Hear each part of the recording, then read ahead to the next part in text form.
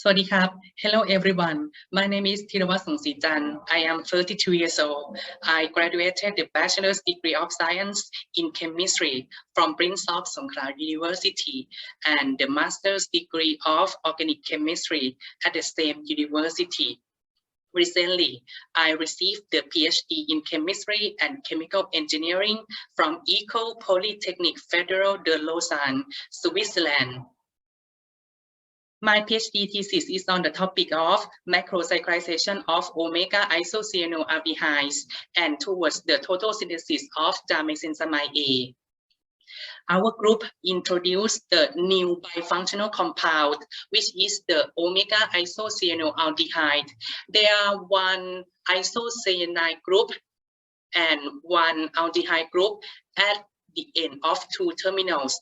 So we prepare the different 11 omega isocyanoaldehydes for the macrocyclization step.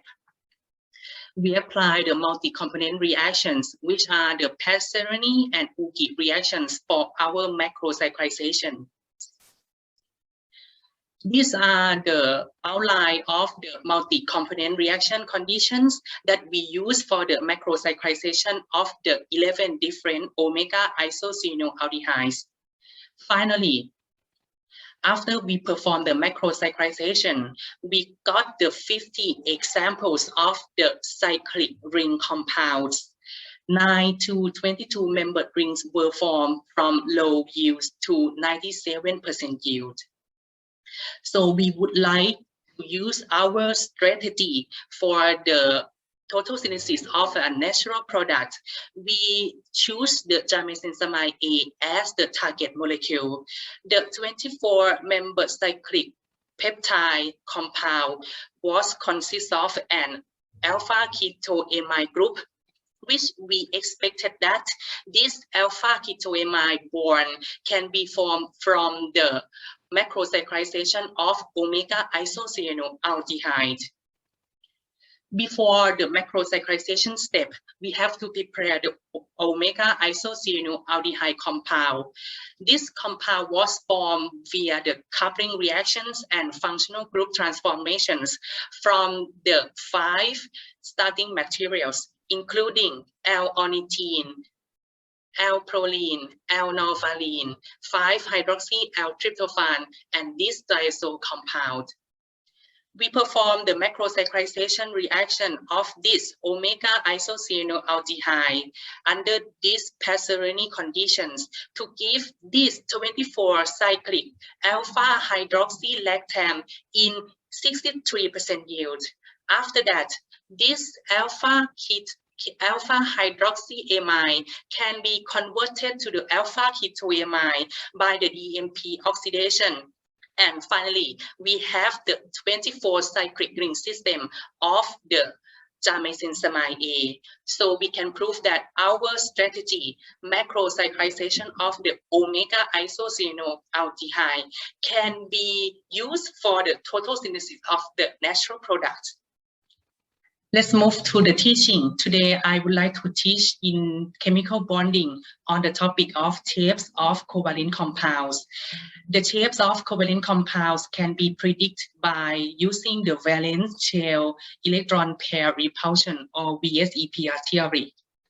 There are 5 basic molecular shapes of the covalent compounds, including linear, trigonal planar, tetrahedral, trigonal bipyramidal, and octahedral.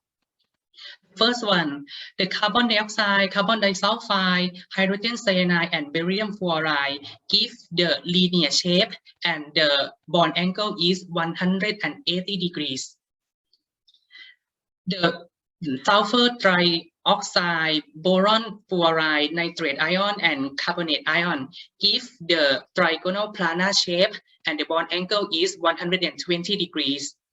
If there is one lone pair electron on the central atom instead of the surrounding atom, the shape will be bent or V-shaped, and the bond angle is less than 120 degrees. Methane and silicon tetrachloride give the tetrahedral shape.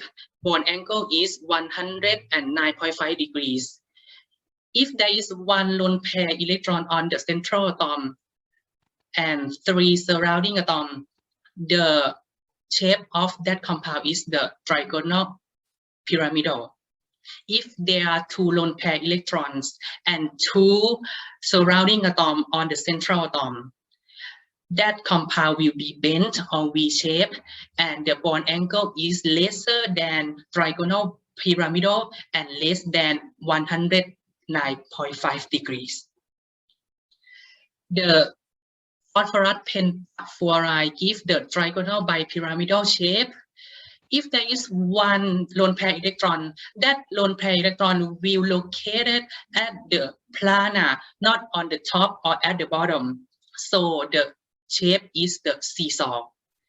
If there is 2 lone pair electron instead of the 2 surrounding atoms, that 2 lone pair electrons also located at the planar, so the shape is the T-shape. Finally, when there are 3 lone pair electrons on the planar of the compound, and there are 2 surrounding atoms, that 2 surrounding atoms will located at the top and at the bottom of the compounds. That compound is the linear. The last one is the octahedral. The sulfur hexafluoride gives this octahedral shape, and the bond angle is the 90 degrees. If there is one lone pair electron, that one lone pair electron will located at the bottom or on the top of the molecule, not on the planar, to give the square pyramidal shape. And finally, if there are 2 lone pair electrons, that 2 lone pair electrons will located at the top and at the bottom to give the square planar shape. And this is the outlook of the shapes of covalent compounds by VSEPR theory. Thank you very much.